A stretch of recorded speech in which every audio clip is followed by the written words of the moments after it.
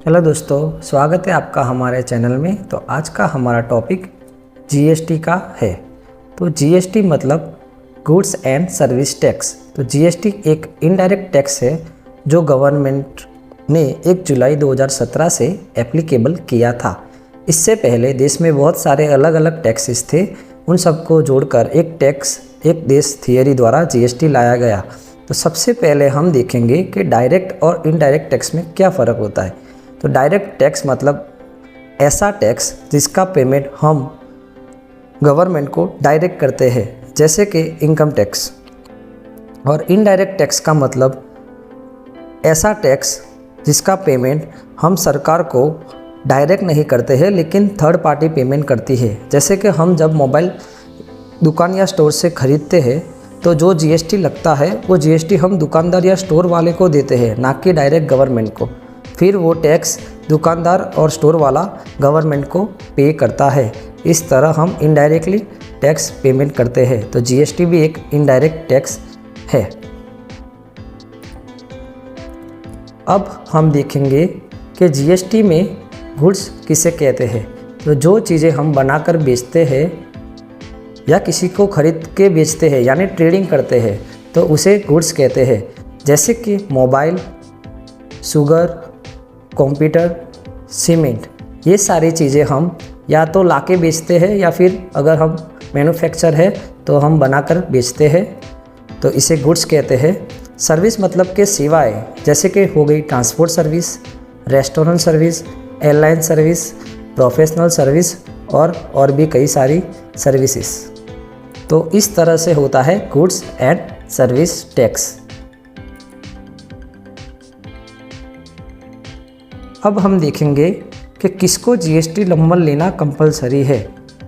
अगर आपका सेल्स 20 लाख से ज़्यादा है, मतलब कि यहाँ प्रॉफिट की बात नहीं हो रही है कि आपका प्रॉफिट 20 लाख है तो जीएसटी नंबर लेना है।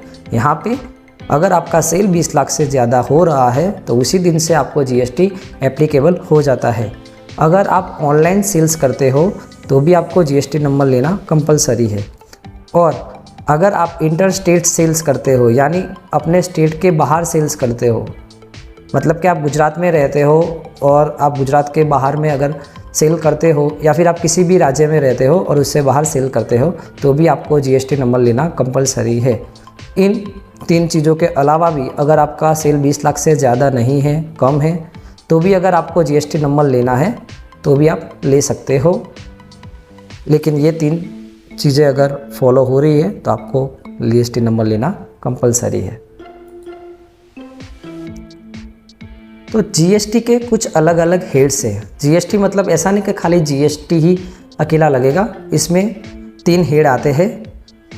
सीजीएसटी मतलब सेंट्रल टैक्स, एसजीएसटी मतलब स्टेट टैक्स और आईजीएसटी मतलब इंटीग्रेटेड टैक्स। सी और एस जीएसटी साथ में लगते हैं और दोनों 50-50% लगते हैं, जबकि आईजीएसटी अकेला लगता है और 100% लगता है। और कभी भी तीनों टैक्स मतलब कि सी, एस और आईजीएसटी साथ में नहीं लगते हैं, केवल सी और एस साथ में लगते हैं और आईजीएसटी अलग लगता है।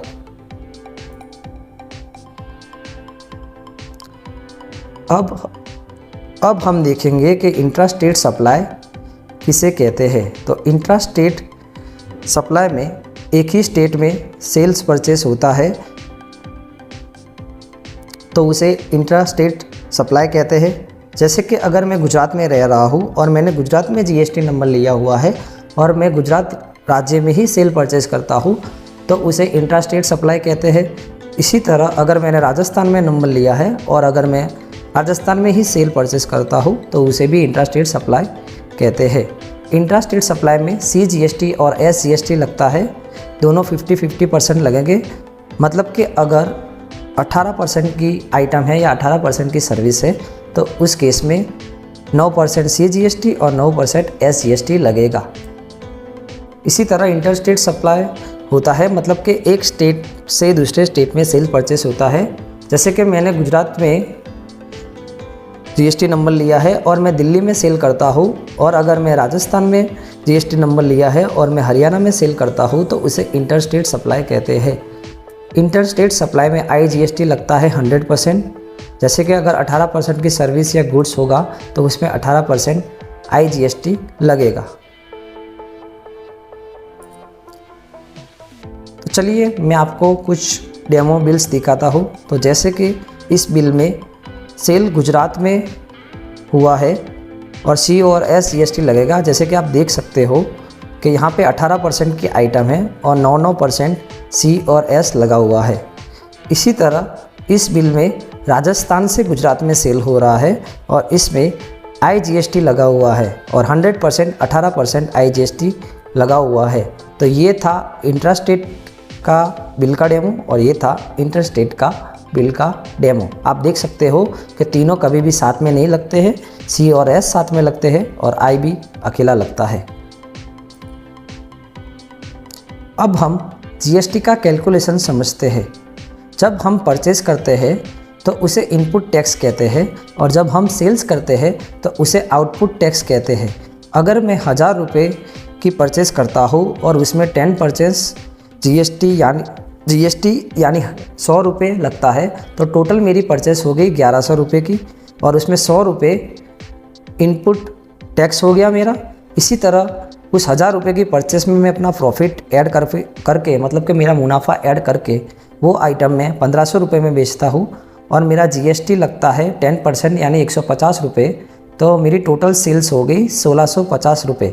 तो GST का कैलकुलेशन किस तरह से होगा, तो मेरी टोटल आउटपुट माइनस इनपुट होगी। यानी यहाँ पे मेरी आउटपुट है 150 रुपये और मेरी इनपुट है 100 रुपये। तो मेरे को गवर्नमेंट को टोटल पेमेंट जो करना होगा वो 50 रुपये करना होगा। तो ये तो एक एग्जाम्पल था। इसी तरह अगर आप GST का कैलकुलेशन करते हो तो आपके पूरी महीने की टोटल सेल्स और टोटल परचेस का डिफरेंस निकलेगा। उस हिसाब से कैलकुलेशन होगा कि आपको पेमेंट करना है या फिर आपका इनपुट जमा रहेगा गवर्नमेंट के पास। अब देखते हैं GST के स्लैब्स, मतलब कि GST के अलग अलग रेट्स है। जैसे कि 0% हो गया मतलब नील रिलेटेड एग्जाम, तो इस केस में कोई GST नहीं लगता है। फिर GST 3% हो गया, 5% हो गया, 12% हो गया, 18% हो गया, 28% हो गया। तो कौन से गुड्स में कितना GST लगता है वो गवर्नमेंट ने बताया है। और अगर आपको नहीं पता कि कौन से गुड्स में कितना GST लगता है तो आप ऑनलाइन भी देख सकते हो। अब हम GST नंबर का फॉर्मेट देखेंगे। तो सबसे पहले दो डिजिट आते हैं, तो वो स्टेट कोड होता है। यहाँ 24 लिखा हुआ है जो गुजरात का स्टेट कोड होता है। बाकी राज्यों के अलग अलग स्टेट कोड है, आप ऑनलाइन देख सकते हो। उसके बाद 10 डिजिट का पान नंबर आता है। मतलब कि आपका फॉर्म प्रोप्राइटरशिप है तो आपका प्रोप्राइटरशिप का पान नंबर आएगा, पार्टनरशिप फॉर्म है तो पार्टनरशिप फॉर्म का पान नंबर आएगा और कंपनी है तो कंपनी का पान नंबर आएगा। बाकी के जो 3 डिजिट होते हैं वो ऑटोमेटिक होते हैं। इसी तरह 2 डिजिट का स्टेट कोड, 10 डिजिट का पान नंबर और 3 ऑटोमेटिक नंबर मिला के 15 डिजिट का आपका GST नंबर होता है। तो ये थी बेसिक इन्फॉर्मेशन GST के बारे में। वीडियो अगर अच्छा लगे तो लाइक कर देना और सब्सक्राइब करें हमारे चैनल GST अड्डा को ऐसे ही वीडियो देखने के लिए।